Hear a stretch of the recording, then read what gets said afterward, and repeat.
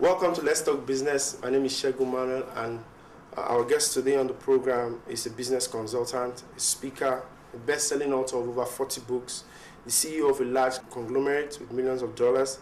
He runs a TV program that is in view in almost 87 countries of the world. He also advises many nations of the world and is an ambassador from the nation of the Bahamas. He also runs the largest church in the Bahamas.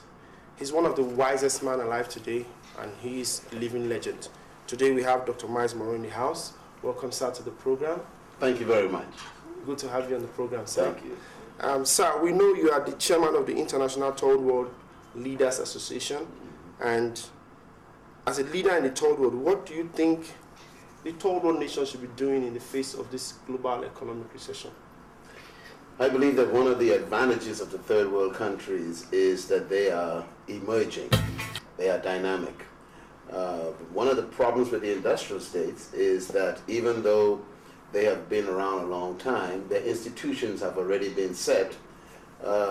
They are slow to respond to the dynamism of the global crisis.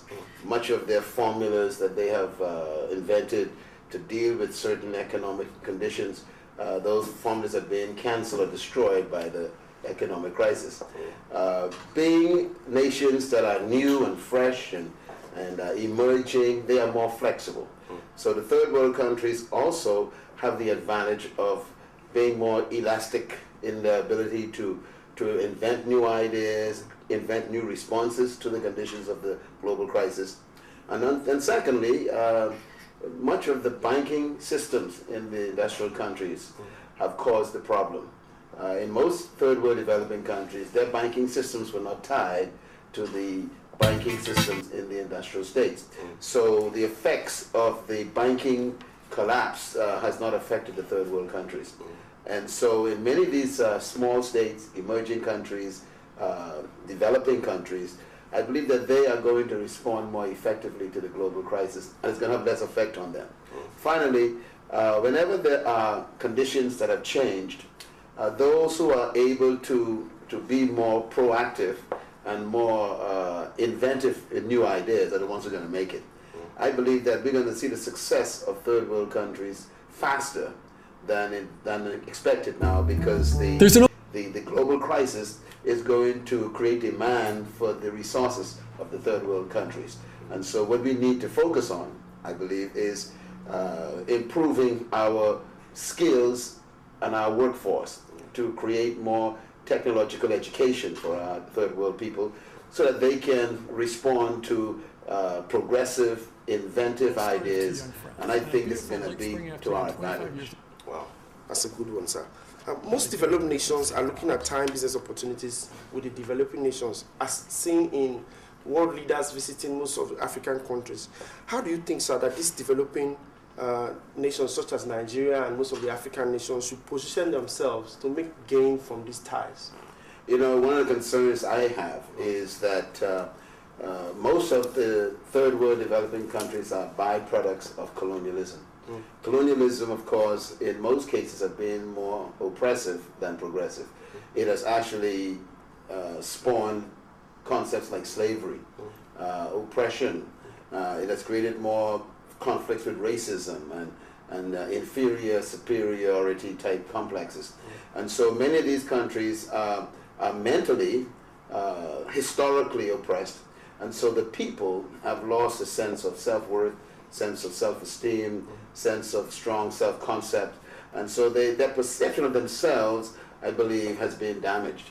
That, I think, affects the way we respond to the industrial world.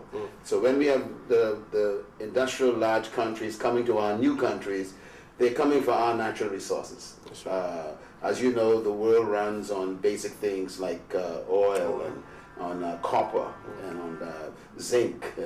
It runs on uranium, bauxite, all the things that are natural resources that we never tapped into. The industrial states want them now. So I think our leaders need to change their mentality, first of all, to understand that they're no longer slaves. They should not be intimidated by the oppressor, and that when they come to do business with us, we must be on a level playing field. We must not succumb to the spirit of intimidation and fear of them. Secondly, we must believe in our own ability to be a producer and not just a consumer. I believe that many third world countries have been victimized by industrial states because the industrial state always see these developing third world countries as markets for their goods, or they see them as machinery for their industrial process to bring people power in, cheap labor, all those things. Those things have to change. I believe what's happening in the world right now is good for the third world countries. It means it's time to grow up, it's time to man up, and it's time to believe that you are equal to any other nation. Right. And that when you start negotiating investment deals, you need to negotiate from a position of strength. If I have oil and you got the machine that needs the oil, we got to talk as equal partners. That's right. And so it's no longer where you come into my country, you offer me a few cents, and then take most of my resources out of my country. Those days are finished. If you want my resources, and you need my resources, and I need your economic revenue, then we can talk as business people. Right. So I believe our leaders need to change perhaps their perception of themselves, that we are equal partners now. We are not master and slave. We're not imperialists and subjects. We are now equal partners in the world. We've got resources, you got the machinery. We need now to say, let's talk as partners. And I think this is important for the third world countries to develop that idea. Thank you very much, sir.